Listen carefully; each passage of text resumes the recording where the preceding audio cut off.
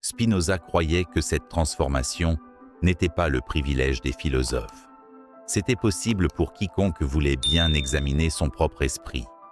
Il n'écrivait pas pour impressionner les érudits. Il écrivait pour libérer ceux qui lisaient ses œuvres. Mot. La prochaine fois que la peur surgit, qu'il s'agisse de voir un gros titre, de recevoir des critiques ou d'être confronté à l'incertitude, rappelez-vous ce que Spinoza nous a appris. Posez-vous la question suivante. Cette peur révèle-t-elle quelque chose d'important sur le monde ou révèle-t-elle la façon dont je suis contrôlé? Dans ce moment de questionnement, la liberté commence. Spinoza nous a montré la porte, il y a des siècles. La décision de le franchir. Ce choix nous appartient entièrement.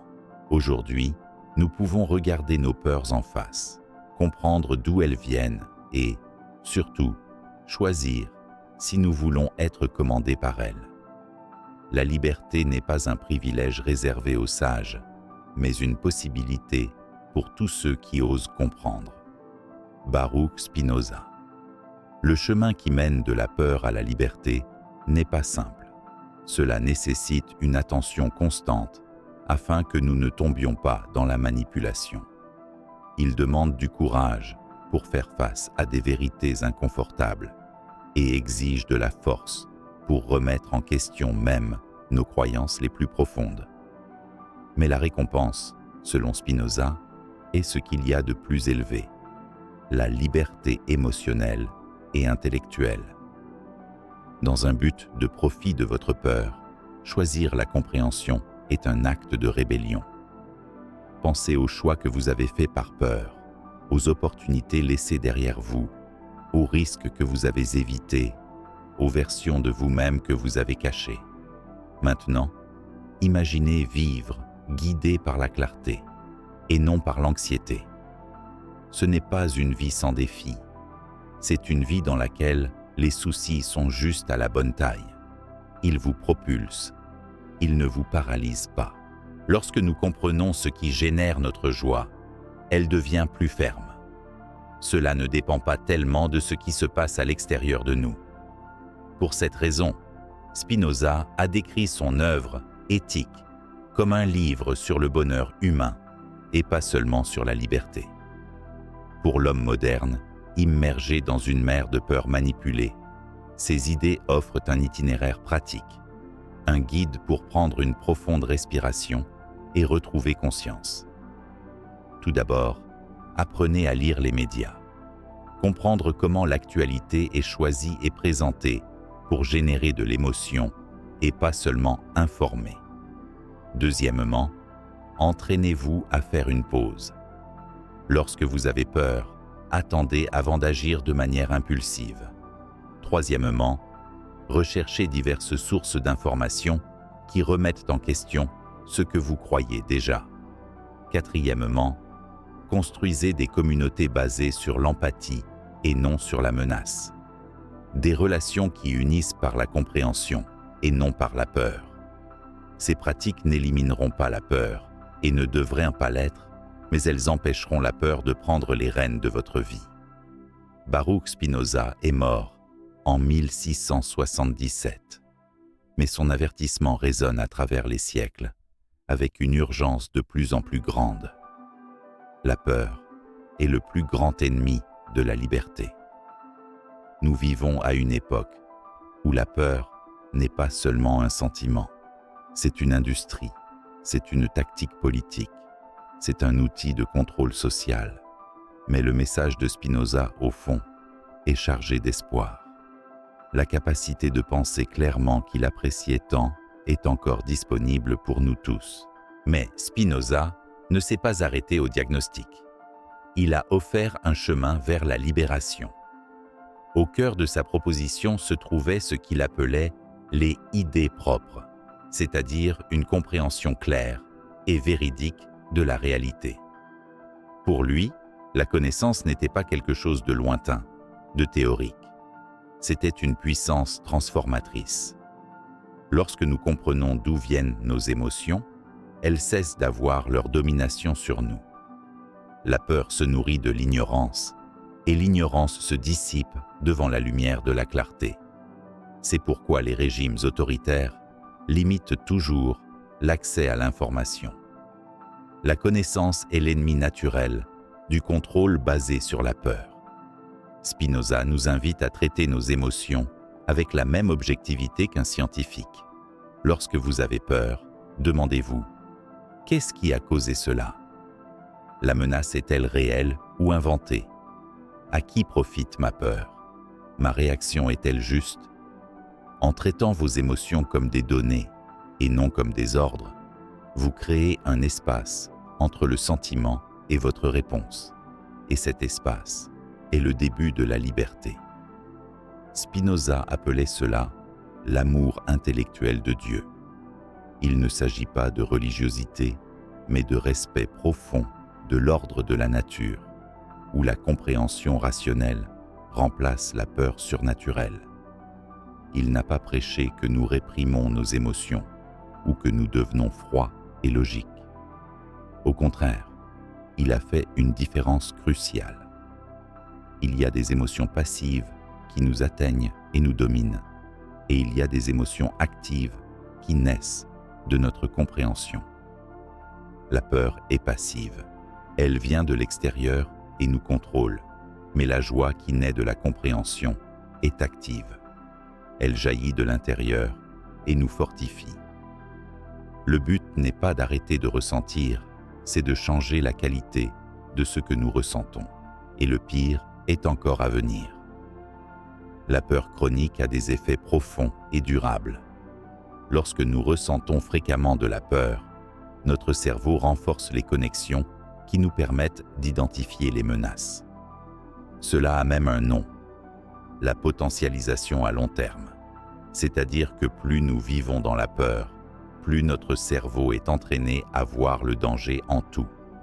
Une personne qui consomme tout le temps des nouvelles de crimes commence à voir des risques là où ils n'existent même pas. Non pas parce que le monde est devenu plus dangereux, mais parce que son esprit a été entraîné à réagir ainsi. Spinoza n'avait pas la connaissance des neurosciences modernes, mais il en avait l'intuition avec précision. Nos émotions créent des schémas de pensée qui peuvent nous libérer ou nous emprisonner pour toujours. Et le plus effrayant, c'est que nous pouvons devenir accros à la peur. Les substances libérées lors de ces réponses émotionnelles créent une dépendance physique. Nous commençons à chercher du contenu qui nous fait peur, non pas parce que nous l'aimons, mais parce que nous voulons ressentir quelque chose, n'importe quoi. C'est pourquoi nous ralentissons pour regarder un accident. C'est pourquoi les films d'horreur ont tant de succès. La peur est devenue un divertissement et aussi une prison. C'est pourquoi les nouvelles négatives gagnent en importance que les bonnes. La peur attire plus d'attention. Spinoza nous avait déjà prévenu. Les êtres humains peuvent s'habituer à leur propre soumission, et la psychologie moderne le confirme. Nous pouvons créer des liens malsains avec les émotions qui nous emprisonnent. Spinoza verra tout cela comme une nouvelle forme d'esclavage, notre attention détournée, nos émotions manipulées. Pour vraiment comprendre comment la peur contrôle nos vies, nous devons regarder ce qui se passe à l'intérieur de notre propre cerveau.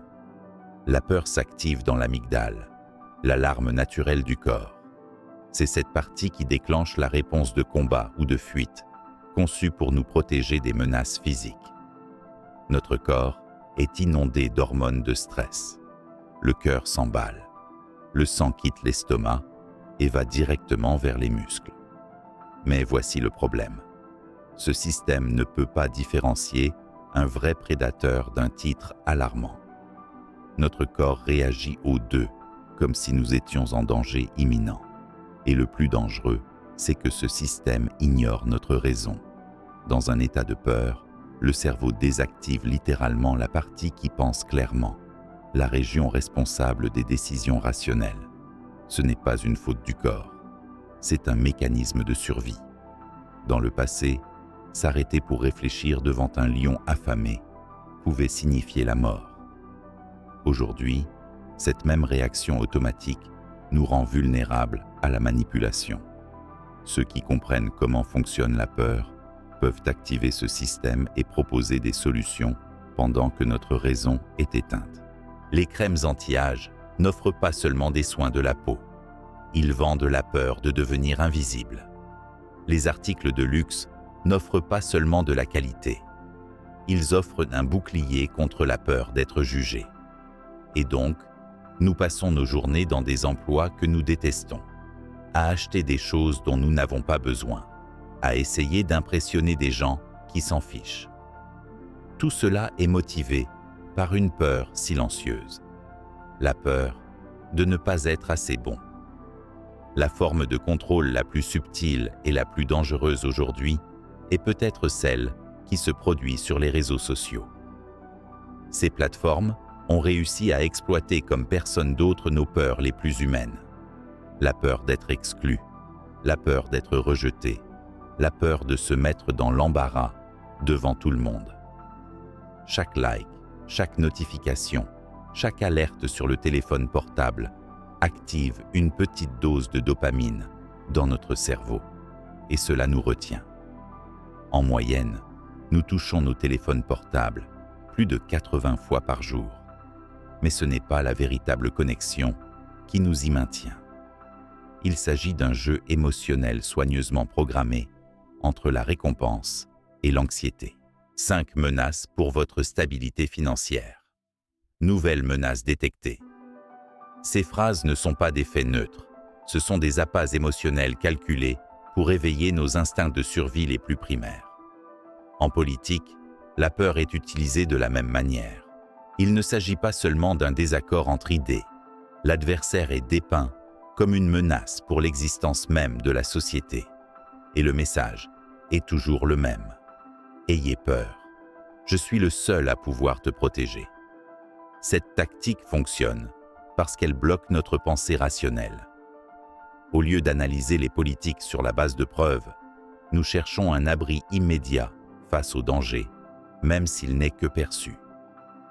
Spinoza reconnaîtrait facilement cette manœuvre. Il a vu cela se produire avec la religion et la politique de son temps. La différence est qu'aujourd'hui, cette manipulation s'est renforcée avec la technologie et la psychologie du consommateur. Et en parlant de consommation, la peur s'est également infiltrée dans la façon dont nous faisons nos achats, nous habillons et nous voyons dans le miroir. La publicité ne se contente pas de vendre des produits, il vend des soucis. D'abord, il invente le problème, puis il propose la solution. Ils nous disent que nous sentons mauvais, que nous avons l'air mal, que nous vivons la mauvaise vie et que nous ne serons acceptés que si nous achetons ce qu'ils vendent. Ce qui a rendu son analyse si puissante, c'est la distinction entre les émotions qui nous dominent, les émotions dites passives, et la compréhension active qui naît de l'intérieur de nous. Lorsque nous agissons par peur, nous ne prenons pas de décision pour nous-mêmes. Nous ne faisons que réagir aux pressions extérieures. Mais lorsque nous agissons sur la base de la compréhension, nous devenons les auteurs de notre propre histoire. Spinoza n'a pas seulement dénoncé les systèmes d'oppression, il a proposé une nouvelle vision de la liberté, une liberté fondée sur la raison et la connaissance de soi. La liberté est la vertu suprême de l'être humain. Ses contemporains se rendirent vite compte du danger de ces idées. Si les gens cessaient d'avoir peur, ils commenceraient à remettre en question l'autorité. Ils commenceraient à exiger des réponses. Non plus parce que Dieu le voulait, ou parce que le roi le leur disait. Pour cette raison, Spinoza a été accusé d'être un hérétique. Ses livres ont été interdits. Ses paroles dérangeaient les responsables, car elles menaçaient le fondement de leur pouvoir. Et les mécanismes de contrôle que Spinoza a dévoilés n'ont pas disparu. Ils ont juste changé de forme. Aujourd'hui, nous vivons dans un environnement de peur encore plus sophistiqué que celui qu'il connaissait. Les médias, avec leur cycle d'information 24 heures sur 24, ont transformé la peur en une activité lucrative. La formule est simple. La peur attire l'attention. L'attention génère de l'argent. Les gros titres ne sont plus faits pour informer, sont créés pour déclencher nos déclencheurs les plus profonds. Le but est de vous faire regarder, cliquer, consommer. Cet objet commun peut vous tuer. Baruch Spinoza nous a averti comment la peur contrôle votre vie. Imaginez que vous vous réveillez tous les matins et que vous choisissez votre tenue en fonction de ce que les autres penseront. Pensez à continuer dans un travail que vous détestez simplement parce que vous avez plus peur de l'inconnu que de la douleur de vivre coincé dans une routine qui vous épuise. Rappelez-vous la dernière fois que vous avez vu un titre effrayant et que vous avez senti votre cœur battre la chamade. La peur n'est pas seulement un sentiment, il est comme un maître invisible, tirant les fils de notre vie sans que nous nous en rendions compte. Il y a des siècles, le philosophe Baruch Spinoza a essayé de nous mettre en garde à ce sujet. Au XVIIe siècle, alors que l'Europe était embourbée dans les guerres de religion et les conflits politiques, Spinoza a eu le courage de remettre en question les systèmes de pouvoir qui contrôlaient les gens. Né à Amsterdam dans une famille de réfugiés juifs portugais, il a grandi en voyant comment la peur était utilisée comme une arme contre des communautés entières. Ses idées étaient considérées comme dangereuses. À l'âge de 23 ans, il a été expulsé de sa propre communauté religieuse, mais il n'a pas baissé les bras. Il a continué à construire une philosophie qui offrait à l'humanité un véritable chemin vers la liberté. Aujourd'hui, plus que jamais, les avertissements de Spinoza sur la peur comme outil de contrôle sont extrêmement actuels. Pour comprendre ces idées, il faut d'abord regarder le monde dans lequel il vivait. En Europe à cette époque, les chefs religieux avaient un pouvoir immense. Remettre en question les règles de la foi peut conduire à l'emprisonnement, voire à la mort. Spinoza s'est rendu compte que la peur n'était pas seulement une émotion humaine, mais une arme utilisée stratégiquement par les autorités politiques et religieuses pour garder les gens sous contrôle. Dans son ouvrage le plus connu, Ethics, il explique que les êtres humains sont guidés par les émotions, en particulier par ce qu'il appelle les émotions passives. Parmi elles, la peur est la plus puissante, car une fois qu'elle s'installe, elle n'a plus besoin de personne pour continuer. Il se nourrit à l'intérieur de notre esprit. La vraie liberté, a dit Spinoza, n'est pas dans le contrôle, mais dans la libération.